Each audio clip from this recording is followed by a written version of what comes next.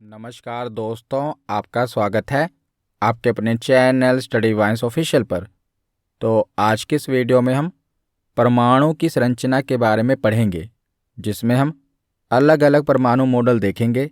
इससे पहले हम केमिस्ट्री के 3 टॉपिक पढ़ चुके हैं: पदार्थ और उनकी अवस्थाएं, तत्व, यौगिक और मिश्रण, और तीसरा टॉपिक मिश्रण को अलग करने की विधियाँ। अगर आपने ये वीडियो नहीं देखी तो केमिस्ट्री की प्लेलिस्ट में जाकर आप ये तीनों वीडियोस को देख सकते हैं। तो आज हम केमिस्ट्री का अगला टॉपिक परमाणु संरचना के बारे में पढ़ेंगे। तो ये इम्पोर्टेंट टॉपिक है, यहाँ से कई सारे प्रश्न आपको देखने को मिलेंगे। तो पहले हम पूरे टॉपिक को अच्छे से पढ़ेंगे और लास्ट में प्रीवियस ईयर क्वेश्चन भी कवर करेंगे। तो चलिए बिना देरी किए हुए वीडियो को शुरू करते हैं। तो चलिए वीडियो की शुरुआत करते हैं।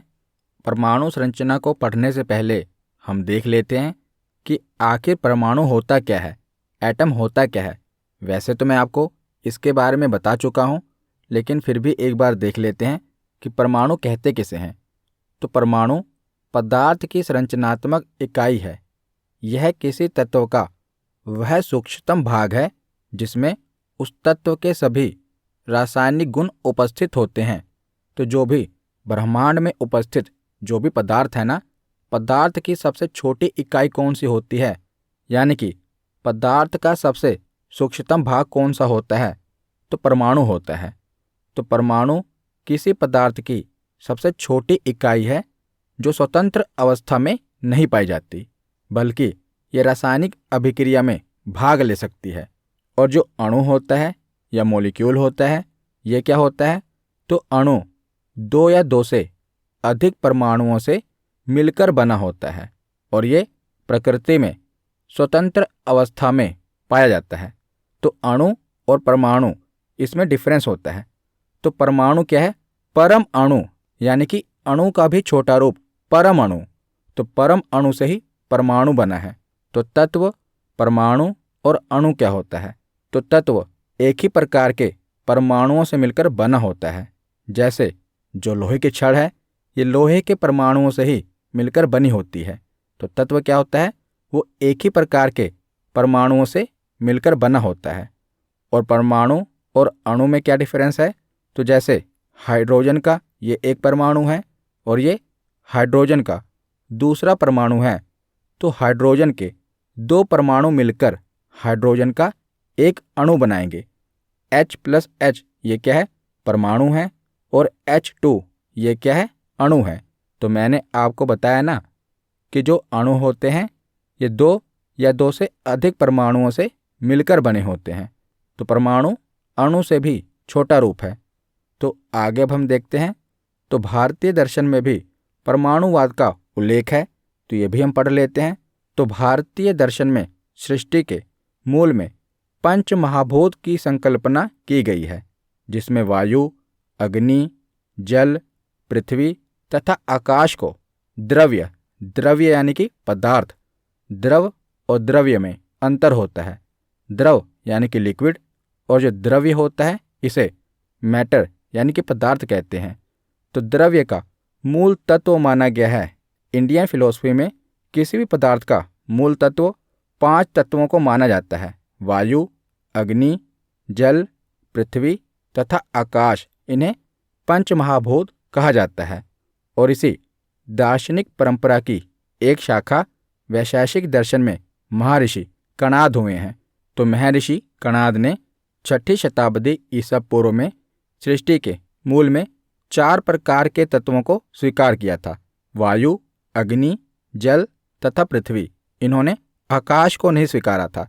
तो इन्होंने कहा था कि जो पदार्थ हैं, जो सृष्टि है, इसके मूल कितने हैं, ये किन 4 मूल तत्वों से मिलकर बनी है: वायु, अग्नि, जल तथा पृथ्वी। और महर्षि कणाद के मतानुसार यदि किसी पदार्थ को लगातार विभाजित किया जाए, यानी अगर कोई पदार्थ है उसे छोटे से छोटे टुकड़े में विभाजित किया जाए, तो अंततः वह सूक्ष्मतम कण प्राप्त होगा जिसे और विभाजित करना संभव नहीं होगा। यानी कि किसी भी पदार्थ को जब हम छोटे छोटे टुकड़े में विभाजित करना शुरू करेंगे तो अंत में जो सबसे छोटा टुकड़ा प्राप्त होगा जिसे विभाजित करना संभव नहीं होगा, महर्षि कणाद के मतानुसार उसे परमाणु कहा गया। परमाणु यानी कि परम अणु, अणु का भी सबसे छोटा रूप, उसे परमाणु कहा गया। तो सबसे पहले भारतीय दर्शन में महर्षि कणाद ने परमाणु के बारे में बताया था, परंतु इन्होंने परमाणु की कोई साइंटिफिक थ्योरी नहीं दी थी। तो उसके बाद क्या होता है कि डाल्टन पहला वैज्ञानिक है जिसने परमाणु के बारे में साइंटिफिक थ्योरी दी थी। तो 1803 ईस्वी में ब्रिटिश वैज्ञानिक जॉन डाल्टन ने पहली बार दार्शनिकता से अलग एवं वैज्ञानिक ढंग से परमाणु सिद्धांत की व्याख्या की थी। तो इस सिद्धांत के जो प्रमुख बिंदु हैं वो निम्नलिखित हैं। तो डाल्टन का परमाणु सिद्धांत क्या है? तो डाल्टन के अनुसार सभी पदार्थ अत्यंत सूक्ष्म कणों से निर्मित हैं जिन्हें परमाणु कहते हैं। और इन्होंने कहा कि किसी एक तत्व के सभी परमाणु आकार, द्रव्यमान तथा अन्य रासायनिक गुणों में समान होते हैं। और तीसरा इन्होंने सिद्धांत दिया कि परमाणु अविभाज्य एवं अविनाशी होते हैं। अविभाज्य यानी उन्हें और छोटे टुकड़ों में विभाजित नहीं किया जा सकता, और अविनाशी होते हैं यानी कि उन्हें नष्ट नहीं किया जा सकता। तो जॉन डाल्टन ने सबसे पहले ये परमाणु सिद्धांत दिया कि जो परमाणु है ये सबसे सूक्ष्मतम कणों से निर्मित है और ये अविभाज्य है। लेकिन अब हमें पता है कि जो परमाणु है ये अविभाज्य नहीं है, इसे भी विभाजित किया जा चुका है। परमाणु के भी छोटे छोटे पार्टिकल्स होते हैं जिन्हें हम प्रोटॉन, न्यूट्रॉन और इलेक्ट्रॉन कहते हैं।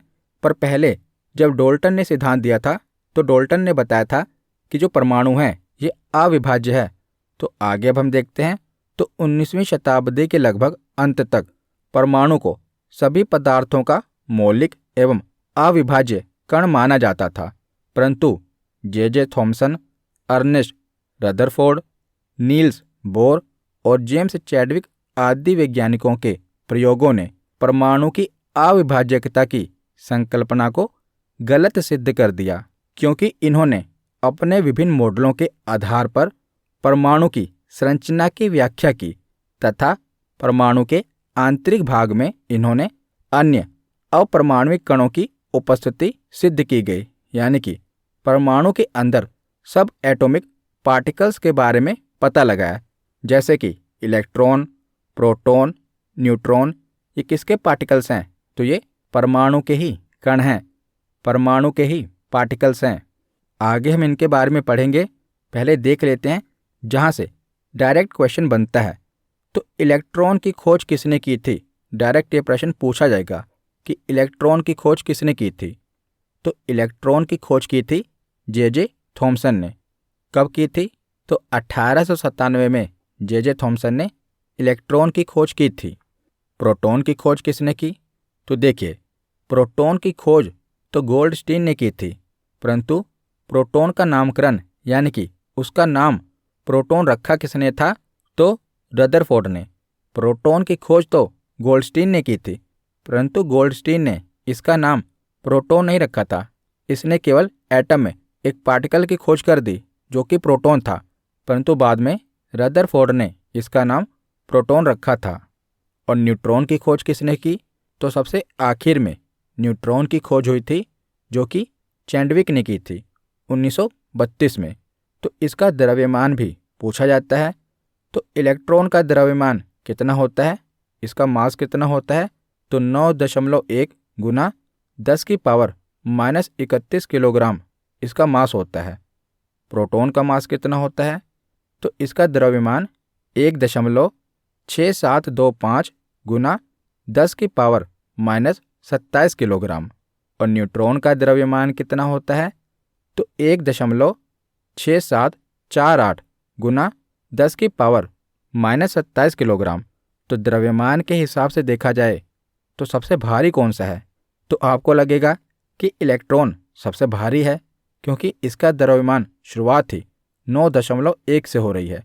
पर ऐसा नहीं है, क्योंकि जो इसका द्रव्यमान है ये 9.1 गुना 10⁻31 है। तो -31 में इसकी पावर है, तो इसका द्रव्यमान सबसे छोटा होगा, क्योंकि बाकी दोनों का द्रव्यमान कितना है, -27 किलोग्राम है, लेकिन इसका द्रव्यमान -31 किलोग्राम है, तो इसका द्रव्यमान सबसे कम है। तो भार के अनुसार देखा जाए तो न्यूट्रॉन का भार सबसे अधिक होता है। वैसे तो न्यूट्रॉन और प्रोटॉन दोनों का भार लगभग एक समान होता है, लेकिन अगर दोनों में भी देखा जाए तो न्यूट्रॉन भारी होता है। आप देख रहे हैं ना कि न्यूट्रॉन का द्रव्यमान कितना है, 1.6748, और ऊपर जो प्रोटॉन है इसमें कितना है, 1.67। इतना तो सेम है, लेकिन आगे कितना है, 2.5 है, 25 है, और इसमें 48 है।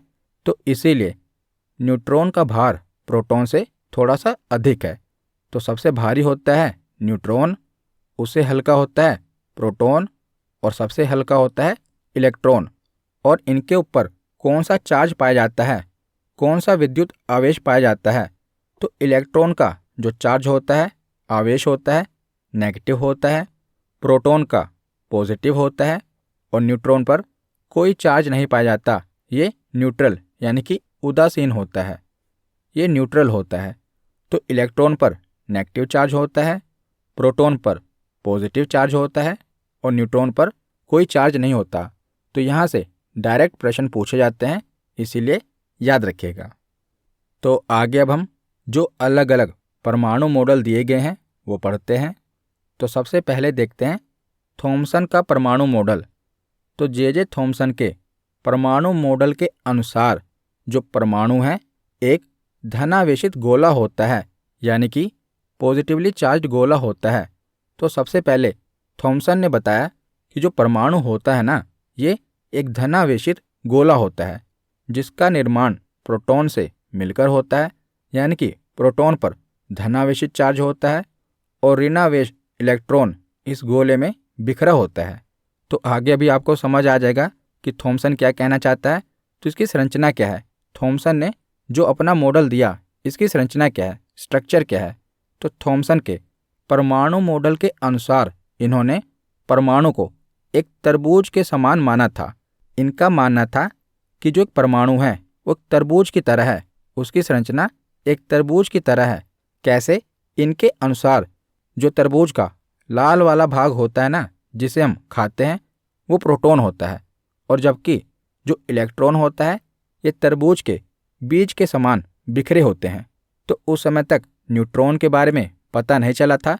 तो इन्होंने बताया कि जो तरबूज का लाल वाला भाग है ये प्रोटॉन है, जो कि धनावेशित है, जिस पर पॉजिटिव चार्ज है, और जो इसके बीच में जो बीज है ना तरबूज के, ये क्या है, इलेक्ट्रॉन है, जिन पर नेगेटिव चार्ज होता है। तो इन्होंने जो अपनी थ्योरी थी ये तरबूज को एग्जाम्पल लेकर बताई थी, इसीलिए इनकी थ्योरी को वाटरमेलन थ्योरी भी कहा जाता है। पूछा जाता है कि वाटरमेलन थ्योरी किसने दी थी, तो थॉमसन ने दी थी, और इसी थ्योरी को प्लम पुडिंग मॉडल भी कहा जाता है।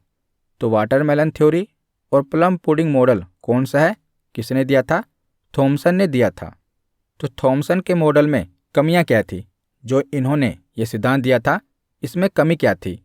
तो थॉमसन के परमाणु मॉडल में नाभिक का कोई उल्लेख नहीं किया गया, यानी कि इन्होंने न्यूक्लियस के बारे में नहीं बताया।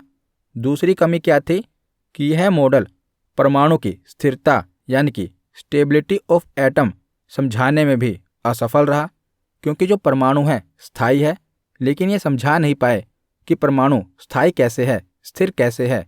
तीसरी कमी क्या थी, तो थॉमसन अपने परमाणु मॉडल में यह भी नहीं समझा सके कि परमाणु में धनावेश किस प्रकार ऋणावेश कणिकाओं को अपने अंतर्निहित रखता है। इन्होंने ये बता दिया कि जो इलेक्ट्रॉन हैं ये बीज की तरह बिखरे हैं, लेकिन आज हमको पता है कि जो इलेक्ट्रॉन हैं ये इस प्रकार बिखरे नहीं हैं, बल्कि ये न्यूक्लियस के बाहर जो ऑर्बिट होता है अपनी अपनी कक्षाओं में चक्कर लगा रहे होते हैं। लेकिन इन्होंने क्या बताया कि जो इलेक्ट्रॉन होते हैं वो तरबूज की बीज की तरह बिखरे होते हैं, पर ऐसा नहीं है। तो इस प्रकार थॉमसन के मॉडल में ये 3 कमियां देखी गई। तो थॉमसन मॉडल के बाद अब हम अगला मॉडल देखते हैं, रदरफोर्ड का परमाणु मॉडल।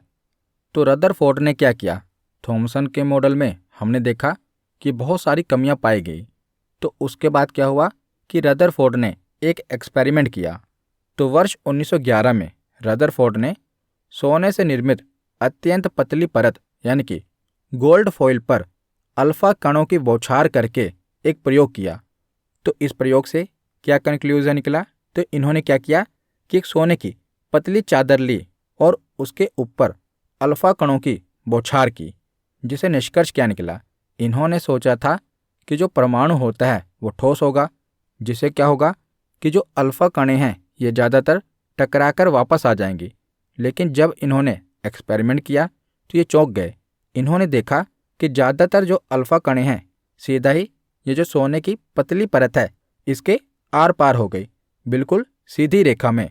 तो अधिकतर अल्फा कण अपने मार्ग से विक्षेपित हुए बिना यानी कि डिफ्लेक्ट हुए बिना सोने से निर्मित परत से बाहर निकल गए।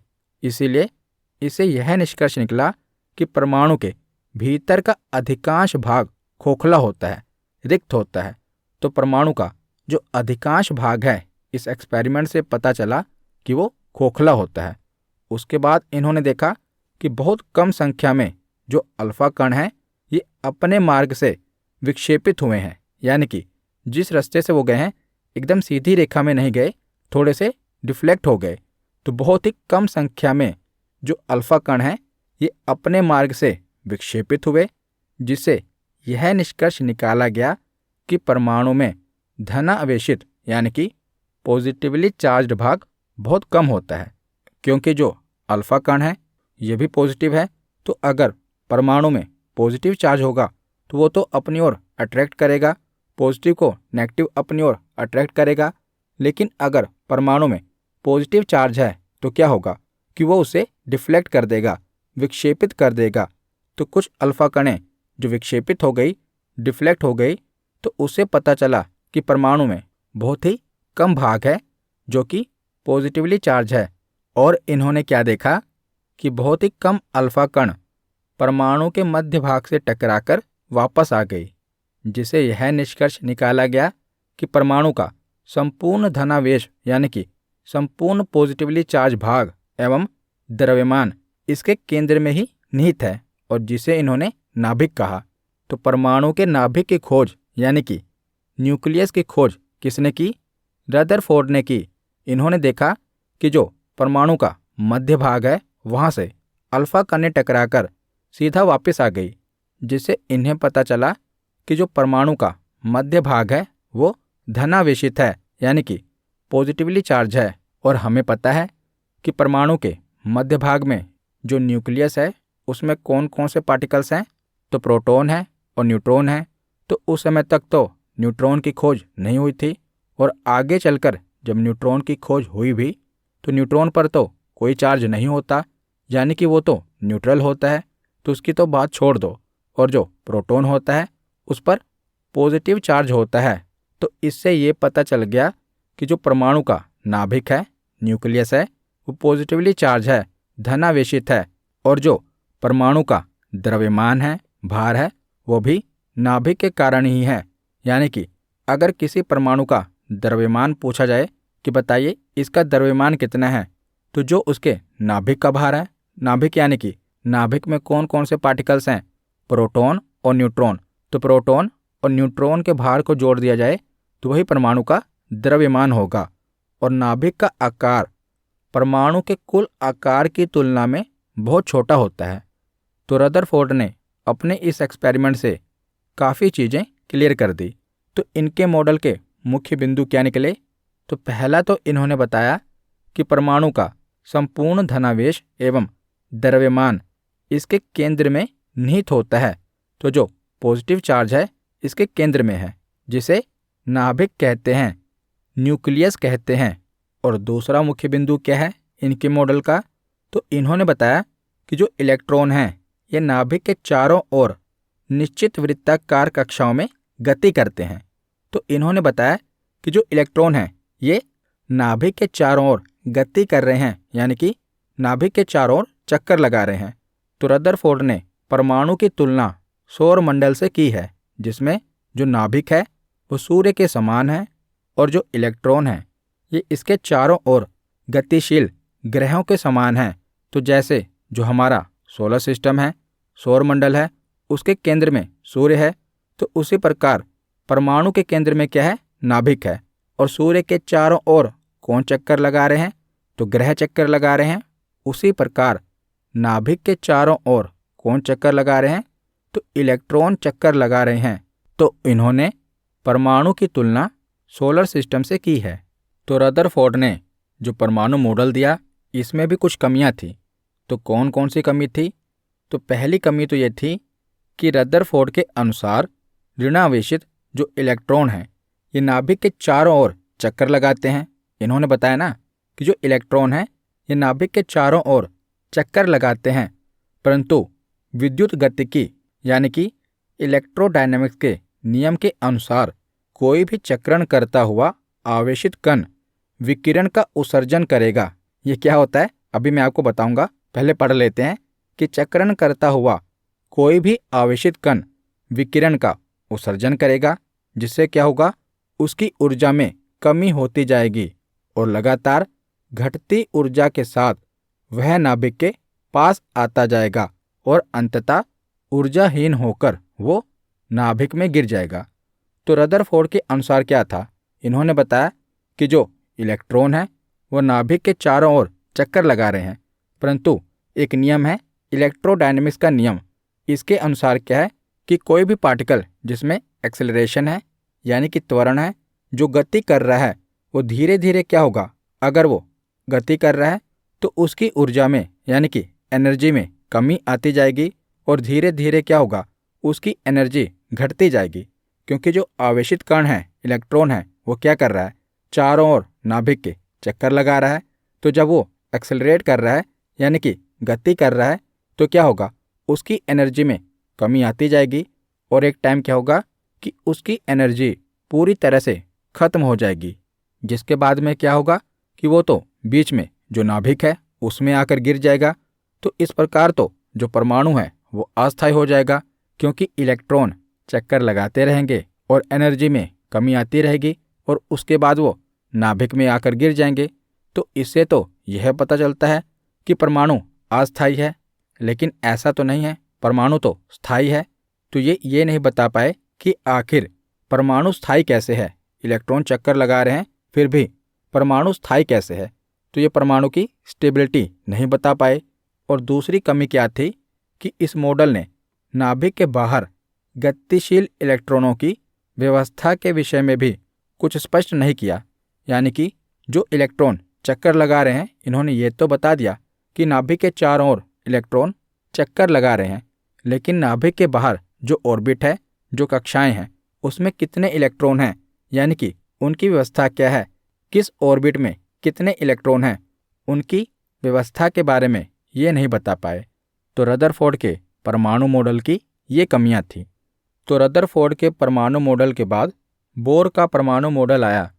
तो वर्ष 1913 में नील्स बोर ने रदरफोर्ड के परमाणु मॉडल की कमियों को दूर करने के लिए एक नया मॉडल प्रस्तुत किया, जो कि मैक्स प्लैंक द्वारा प्रस्तुत क्वांटम सिद्धांत पर आधारित है। क्वांटम सिद्धांत क्या है? क्वांटम थ्योरी क्या है? तो क्वांटम थ्योरी के अनुसार ऊर्जा विकिरण यानी कि ऊर्जा का उत्सर्जन या ऊर्जा का जो अवशोषण है, ये निरंतर नहीं होता, बल्कि अनिश्चित छोटे छोटे पैकेट्स के रूप में होता है, जिसे क्वांटम कहा जाता है। यानी कि जो एनर्जी का लॉस है ये लगातार नहीं होता, बल्कि छोटे छोटे पैकेट्स में होता है, बंडल में होता है, जिन्हें क्वांटम कहा जाता है। तो बोर का जो मॉडल है इसी क्वांटम थ्योरी पर आधारित है। तो बोर का परमाणु मॉडल क्या है? तो नील्स बोर ने अपने परमाणु मॉडल में क्वांटम सिद्धांत का प्रयोग करते हुए कहा कि परमाणु में उपस्थित इलेक्ट्रॉन नाभिक के चारों ओर केवल निश्चित कक्षाओं में ही निश्चित ऊर्जा और कोणीय संवेग तथा नाभिक से अपनी ऊर्जा के समानुपाती दूरी पर ही चक्रण करते हैं। तो आपको कुछ समझ नहीं आया होगा, तो मैं आपको बताता हूँ। पहली बात तो इन्होंने बताया कि नाभिक के बाहर अलग अलग ऑर्बिट हैं, यानी कि कक्षाएं हैं, और जो इलेक्ट्रॉन हैं ये अपनी ही कक्षा में रहते हैं और अपनी ही कक्षा में रहते हुए नाभिक के चारों ओर चक्कर लगाते हैं तो इनकी ऊर्जा में लॉस क्यों नहीं होता वो मैं आपको आगे बताता हूँ। तो इन्होंने बताया कि नाभिक के चारों ओर स्थित इलेक्ट्रॉन की कक्षाओं को बाहर की ओर से क्रमशः के, एल, एम एन और सो ऑन इसी प्रकार नाम से जाना जाता है। यानी कि जो नाभिक है, नाभिक के सबसे करीब जो ऑर्बिट है उसे के कहा गया, उसके बाद जो अगली ऑर्बिट है उसे एल कहा जाता है, उसके आगे एम, एन और इसी प्रकार ये चलता है।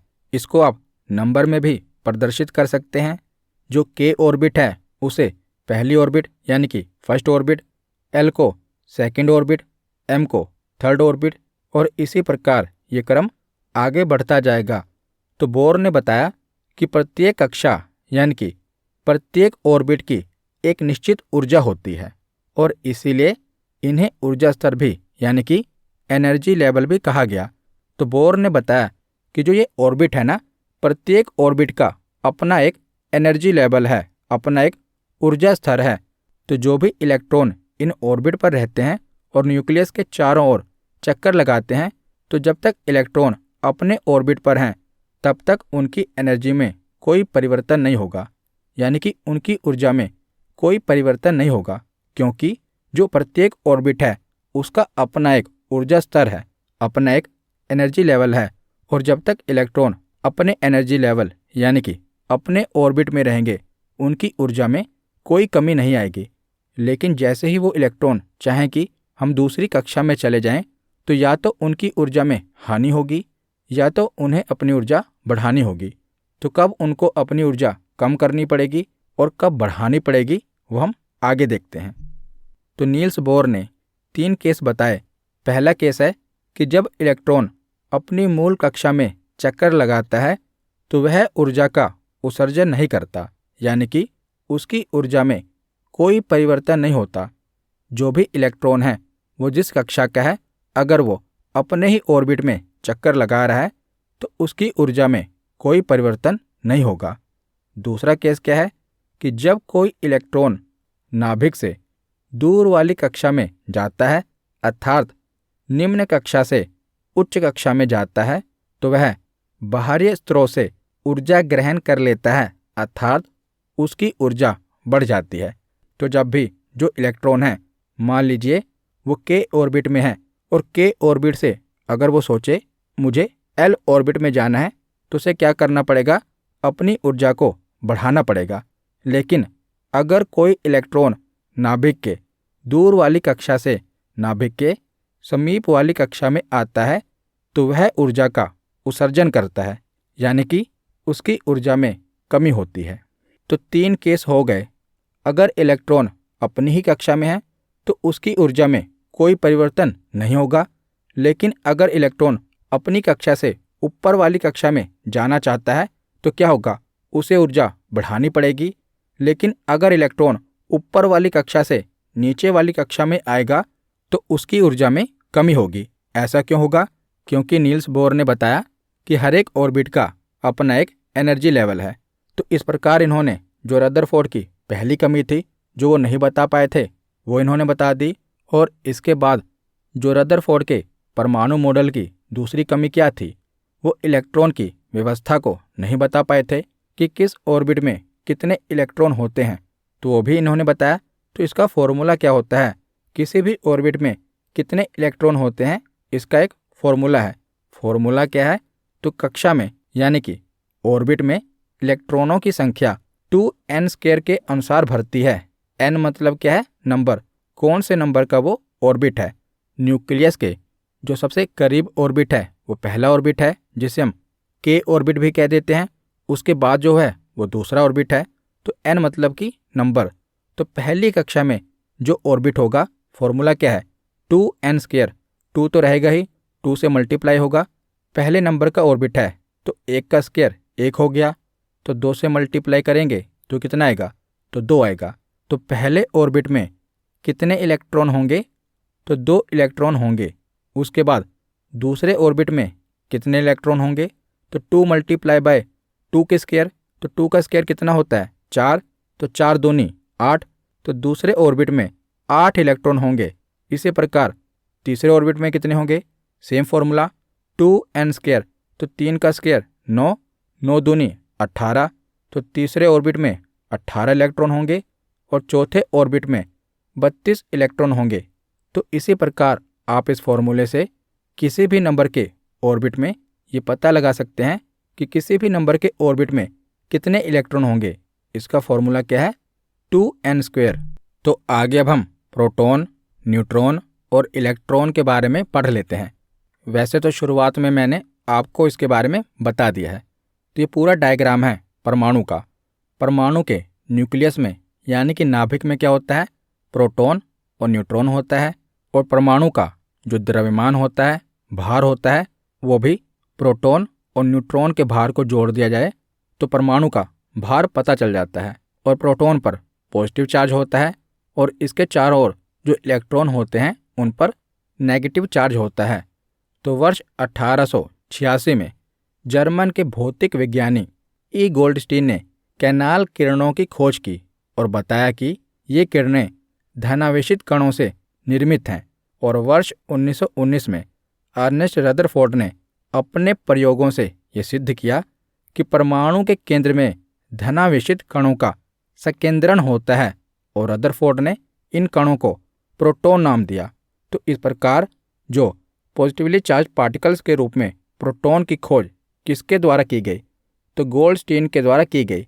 तो यहाँ से आपसे यही पूछा जाएगा कि प्रोटॉन की खोज किसने की थी? तो गोल्डस्टीन ने की थी। लेकिन तो इन्होंने इस पार्टिकल की खोज तो कर ली, पर इसका नाम किसने रखा था? तो इसका नाम प्रोटॉन किसने रखा? तो रदरफोर्ड के द्वारा इसका नाम प्रोटॉन रखा गया। तो प्रोटॉन की खोज किसने की? गोल्डस्टीन ने। और प्रोटॉन का नामकरण किसने किया? तो रदरफोर्ड ने। तो प्रोटॉन के बाद है इलेक्ट्रॉन। तो इलेक्ट्रॉन की खोज ब्रिटिश भौतिक वैज्ञानिक जे थॉमसन ने वर्ष 1897 में की थी। और कैथोड रे ट्यूब पर प्रयोगों के आधार पर थॉमसन ने यह निष्कर्ष निकाला कि कैथोड किरणें अत्यंत सूक्ष्म ऋण आवेशित कणों से निर्मित हैं। और थॉमसन ने इन ऋण आवेशित कणों को कणिका कहा और जिन्हें बाद में वैज्ञानिकों के द्वारा इलेक्ट्रॉन कहा गया। तो इलेक्ट्रॉन की खोज किसने की थी? जे थॉमसन ने की थी। और कब की थी? तो 1897 में की थी। उसके बाद है न्यूट्रॉन। तो न्यूट्रॉन की खोज सबसे बाद में वर्ष 1932 में ब्रिटिश भौतिक वैज्ञानिक जेम्स चैडविक ने की थी। उन्हें इस उपलब्धि के लिए वर्ष 1935 में नोबेल पुरस्कार से भी सम्मानित किया गया। तो जो न्यूट्रॉन है ये हाइड्रोजन के अतिरिक्त अन्य सभी परमाणुओं के नाभिक में प्रोटॉनों के साथ संयोजित होते हैं। और न्यूट्रॉन एक विद्युत उदासीन कण है, यानी कि इस पर कोई चार्ज नहीं पाया जाता। ये न्यूट्रल होता है और इसका द्रव्यमान भी प्रोटॉन के द्रव्यमान के लगभग बराबर होता है। हमने पीछे पढ़ा ना कि इन दोनों का द्रव्यमान लगभग बराबर होता है। और दोनों में भी देखा जाए तो न्यूट्रॉन इसे थोड़ा भारी होता है और प्रोटॉन थोड़ा सा हल्का होता है और इलेक्ट्रॉन सबसे हल्का होता है। तो आगे अब हम देखते हैं। तो परमाणु की त्रिज्या और उसके नाभिक की त्रिज्या पूछ ली जाती है। जैसे ये परमाणु है तो जो उसका न्यूक्लियस है यानी कि नाभिक का रेडियस क्या है और जो पूरा परमाणु है इसका रेडियस कितना होता है, ये एग्जाम में पूछ लिया जाता है। तो परमाणु की जो त्रिज्या होती है, एटम का जो रेडियस होता है उसे एंगस्ट्रॉम में मापते हैं। तो याद रखिएगा परमाणु की त्रिज्या को एंगस्ट्रॉम में मापते हैं। तो परमाणु की त्रिज्या कितनी होती है? तो 10⁻⁻10 मीटर होती है। और परमाणु का जो न्यूक्लियस है यानी कि इसके नाभिक की त्रिज्या कितनी होती है? न्यूक्लियस के रेडियस को फर्मी में मापते हैं। जो परमाणु की त्रिज्या है वो एंगस्ट्रॉम में मापते हैं और इसके नाभिक की त्रिज्या को फर्मी में मापते हैं। तो नाभिक की त्रिज्या कितनी होती है? तो 10⁻⁻15 मीटर इसकी त्रिज्या होती है, क्योंकि जो परमाणु का नाभिक है वो जाहिर सी बात है परमाणु से छोटा ही होगा। तो इसके नाभिक की जो त्रिज्या है वो -15 मीटर है और परमाणु की त्रिज्या -10 मीटर है। और अगर हम कंपेयर करें तो परमाणु की त्रिज्या नाभिक की त्रिज्या से लगभग 1,00,000 गुना अधिक होती है। यानी कि जो परमाणु का न्यूक्लियस है उसका नाभिक है वो परमाणु के कंपैरिजन में 10 की पावर 5 गुना छोटा होता है। कितना? 1,00,000 गुना छोटा होता है। तो यहाँ पर हमारा थियरी सेक्शन कंप्लीट होता है। अब हम प्रीवियस ईयर क्वेश्चन देखते हैं। तो पहला प्रश्न है कि परमाणु का द्रव्यमान पूर्ण रूप से किसके कारण होता है? तो बताइए, परमाणु का भार कैसे पता चलता है? प्रोटॉन और न्यूट्रॉन के कारण, न्यूट्रॉन के कारण, इलेक्ट्रॉन के कारण या प्रोटॉन के कारण? तो इसका सही जवाब है प्रोटॉन और न्यूट्रॉन के कारण परमाणु का द्रव्यमान पता चलता है। तो इसका सही जवाब है ऑप्शन ए। अगला प्रश्न है कि सर्वप्रथम पदार्थ का परमाणु सिद्धांत किसके द्वारा दिया गया था? तो बताइए, सबसे पहले पदार्थ का परमाणु सिद्धांत किसके द्वारा दिया गया था? तो डाल्टन के द्वारा दिया गया था। तो इसका सही जवाब क्या है? Option B. अगला प्रश्न है कि परमाणु के नाभिक की खोज किसने की थी? तो न्यूक्लियस की खोज किसने की थी? रदरफोर्ड ने, आइंस्टीन ने, डाल्टन ने या थॉमसन ने? तो इसका सही जवाब क्या होगा? तो इसका सही जवाब है ऑप्शन ए, रदरफोर्ड ने परमाणु के नाभिक की खोज की थी। तो अगला प्रश्न है कि प्रोटॉन की खोज किसने की थी? थॉमसन, गोल्डस्टीन, चैडविक या कैवेंडिश? तो इसका सही जवाब क्या है? तो प्रोटॉन की खोज की थी गोल्डस्टीन ने। तो ऑप्शन बी इसका सही जवाब है। अगला प्रश्न है कि न्यूट्रॉन की खोज किसने की थी? तो न्यूट्रॉन की खोज बताइए किसने की थी? तो इसका सही जवाब है ऑप्शन ए, जेम्स चैडविक ने न्यूट्रॉन की खोज की थी। तो ऑप्शन ए इसका सही जवाब है। अगला प्रश्न है कि इलेक्ट्रॉन की खोज कब की गई थी? तो अब बताइए, इलेक्ट्रॉन की खोज कब की गई थी? 1896 में, 97 में, 98 में या 95 में? तो इसका सही जवाब क्या है? ऑप्शन बी, 1897 में इलेक्ट्रॉन की खोज की गई थी। और बताइए किसके द्वारा इलेक्ट्रॉन की खोज की गई थी? तो जे थॉमसन के द्वारा इलेक्ट्रॉन की खोज की गई थी। अगला प्रश्न है कि थॉमसन के परमाणु मॉडल के संदर्भ में निम्नलिखित में से कौन सा कथन सही है? पहला कथन है कि परमाणु धनात्मक आवेशित गोले का बना होता है और इलेक्ट्रॉन उसमें फंसे होते हैं। तो ये तो सही है, थॉमसन के परमाणु मॉडल में उन्होंने ये बताया था। तो पहला कथन तो सही है। दूसरा कथन क्या है कि परमाणु वैद्युतीय रूप से उदासीन होता है। तो दूसरा कथन भी सही है, क्योंकि इन्होंने बताया था कि परमाणु जो है वो धनात्मक यानी कि पॉजिटिवली चार्ज इलेक्ट्रॉन पाए जाते हैं और उसके बीच बीच में जो इलेक्ट्रॉन है उसमें नेगेटिव चार्ज पाया जाता है और दोनों की संख्या समान होती है, जिससे जो परमाणु है ये न्यूट्रल हो जाता है, उदासीन हो जाता है। तो इसका सही जवाब है ऑप्शन डी, यानी कि दोनों ही कथन सही है।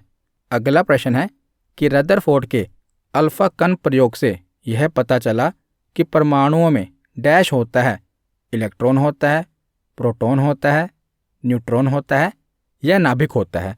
तो रदरफोर्ड के अल्फा कण के प्रयोग से क्या पता चला था? तो इसका सही जवाब है नाभिक के बारे में पता चला था। तो ऑप्शन डी इसका सही जवाब है। अगला प्रश्न है कि रदरफोर्ड के परमाणु मॉडल के संबंध में निम्नलिखित में से कौन सा कथन सही नहीं है? तो आपको बताना है कि निम्नलिखित में से कौन सा कथन सही नहीं है। तो पहला कथन है कि परमाणु के आकार की तुलना में नाभिक का आकार बहुत बड़ा होता है। तो पहला ही कथन सही नहीं है, क्योंकि जो नाभिक का आकार होता है ये परमाणु के आकार की तुलना में छोटा होता है। दूसरा कथन क्या है कि इलेक्ट्रॉन नाभिक के चारों ओर वृत्ताकार पथ पर घूमते हैं। तो ये कथन सही है।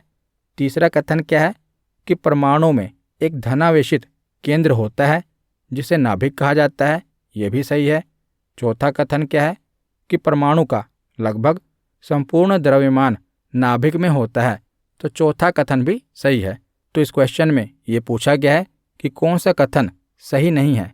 तो पहला कथन सही नहीं है, क्योंकि जो परमाणु के आकार की तुलना में जो नाभिक का आकार होता है ये बड़ा नहीं होता, छोटा होता है।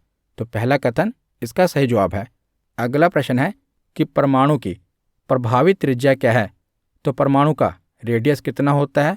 तो ये पावर है 10 की पावर -6 मीटर, 10 की पावर -14 मीटर, 10 की पावर -10 मीटर या 10 की पावर -15 मीटर।